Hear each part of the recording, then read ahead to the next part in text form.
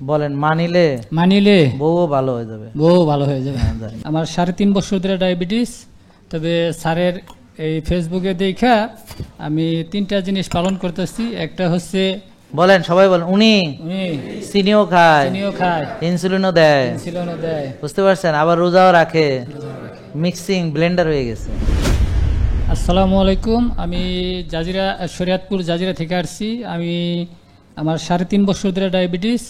তবে স্যারের এই ফেসবুকে দেখা আমি 3টা জিনিস পালন করতেছি। একটা হচ্ছে 5 ওয়াক্ত নামাজ জামাতে পড়ি, আলহামদুলিল্লাহ। 2 নাম্বার, এটা কি আমার কথার পরে পড়েন নাকি আগে থেকে পড়তেন? আপনার কথা আগে থেকেও পড়তাম, তারপর মাঝে মাঝে গ্যাপ যেত, মানে এবার সিরিয়াস।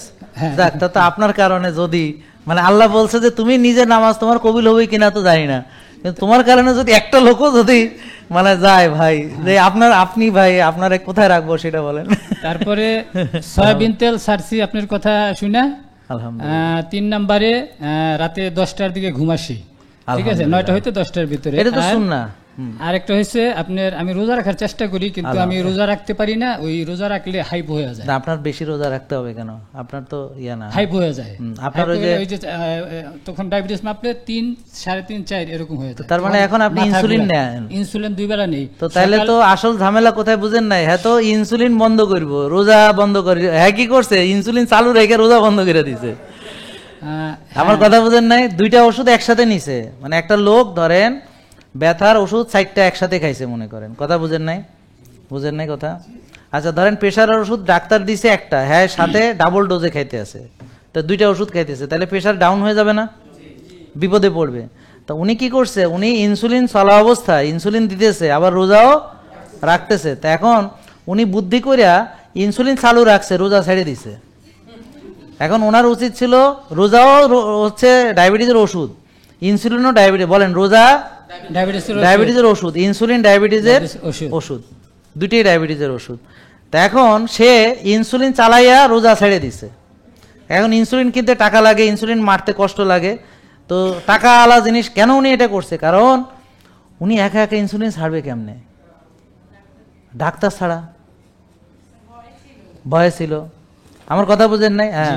তা এখন আজকে আসছে, আমরা তো তার ইনসুলিন ছাড়বে কিনা সেটা আসতেছি। আর সবচেয়ে কথা হলো, ডাক্তার তো ইনসুলিন দিছে, কথা বুঝতে পারেন, আর রোজা দিছে আল্লাহ, তা আল্লাহটা ছেড়ে দেবো, কিন্তু ডাক্তারেরটা ধরে রাখতে হবে। আমার কথা বুঝেন নাই? হ্যাঁ, ভিতরে ভয় ঢুকে দিছে যে এখন ইনসুলিন যদি ছেড়ে দিই না জানি কি হবে, আমি মরে যেতে পারি, কালকে সকালে ঘুম থেকে না উঠতে পারি, লাশ উঠবে হয়তো। ডাক্তাররা বলে দিছে এটা যদি ছেড়ে দাও তাহলে তুমি শেষ, তোমার জীবন শেষ। তো যা শিখাইছে, তো উনি ডাক্তারকে বিশ্বাস করছে এবং ইনসুলিন মারে দিতেছে। এখন আমরা একটা জিনিস দেখলাম, ডায়াবেটিস তার রোজা রাখলে কমে কিনা আপনারা সবাই বলেন তার ক্ষেত্রে? হ্যাঁ, রোজা রাখলে কমে। তো তার মানে তার রোজা কাজ করতেছে। তা এখন ডায়াবেটিস যদি সে রোজা দিয়ে কমাতে পারে, তাহলে ইনসুলিন দিয়ে কমাবে না রোজা দিয়ে কমাবে? রোজা দিয়ে কমাবে। এটা উনি বুঝে নাই, না বুঝছে কি করছে, রোজা রাখছে, হাইপ হয়ে গেছে। তাহলে ইনসুলিন কিন্তু সে ছাড়ে নাই, কারণ ডাক্তার বলছে, আর আল্লাহ বলছে রোজা রাখলে সব ভালো হয়ে যাবে। এটা তো আল্লাহ কইছে, আল্লাহ তো আর লিখে দেয় নাই। আচ্ছা যাই হোক, তো এখন ডাক্তার তো লিখে দিচ্ছে, আর আল্লাহর তো ভিজিটও দেয় নাই।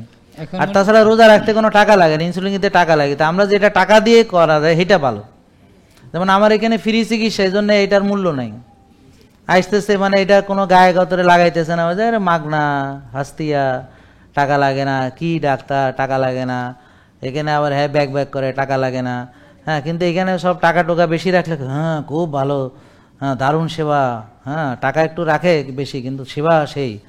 কিন্তু এখানে এসে এক বোন কালকেও হ্যাঁ এখানে দাঁড়া বলতেছে, আমারে ডাক্তার আধা ঘন্টা ধরে ইয়া করছে, বুঝাইছে, এরা বুঝাইছে, এই বুঝাইছে, কিন্তু খালি এটা যে বিনা পয়সা সেটা বলতে ভুলে গেছে।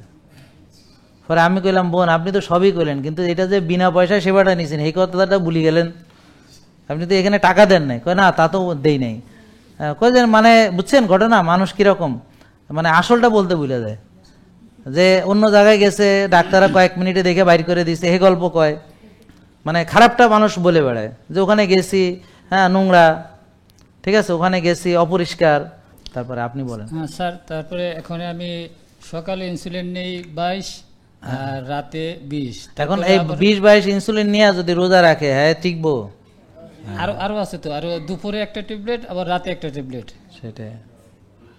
বুঝছেন, রোজা রাখলে উনি একটা জিনিস ভুল করে না, এটা হলো ভাত ছাড়ে নাই। হ্যাঁ, ভাত একবেলা, রুটি ছাড়ে নাই, 2 বেলা রুটি। বুঝছেন? তাহলে মানে উনি চিনিও খায়, বলেন উনি সব বলেন, চিনিও খায়, বলেন সবাই বলেন, উনি উনি চিনিও খায়, চিনিও খায়, ইনসুলিনও দেয়, ইনসুলিনও দেয়। বুঝতে পারছেন? আবার রোজাও রাখে, মিক্সিং ব্লেন্ডার হয়ে গেছে।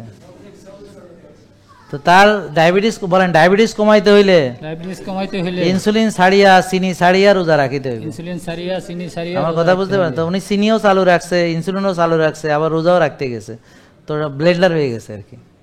তো যাক, ওনার উচিত না হঠাৎ করে এভাবে ইনসুলিন ছাড়া। আমরা ওনার সিপেপটাইড দেখবো, ইনসুলিন তৈরি হয় কিনা, ইনসুলিন কত আছে না আছে দেখা ডাক্তারের পরামর্শে সে ছাড়বে। ঠিক আছে, আরেকটু কথা বলতাম। আর কি বলবেন? আমার ওয়াইফের তত মোটা না, ঠিক আছে, হ্যাঁ, কিন্তু পেটে চবরি জমছে আর মিন্স হয় 1.5 মাস 2 মাস 2.5 মাস পরে, তখন শরীর হাত অনেক ব্যথা। আচ্ছা, আপনার ওয়াইফের ব্যাপারে তো আর বললে সকালে আবার রাত্রে বাড়ি যাইতে না আপনার। শোনেন, মানে ওনার মেজাজ কেমন? ঢাকা আছে মেজাজ মোটামুটি ঠান্ডা আছে। আচ্ছা আচ্ছা, তাহলে অসুবিধা, তাহলে ঠিক হয়ে যাবে। ঠিক আছে, আচ্ছা, ওকে, আসসালামু আলাইকুম। শোনেন এদিকে আসেন, বলেন মানিলে বউও ভালো হয়ে যাবে। বউ ভালো হয়ে যাবে। জেকে লাইফস্টাইল, ওষুধ মুক্ত সুস্থ জীবন।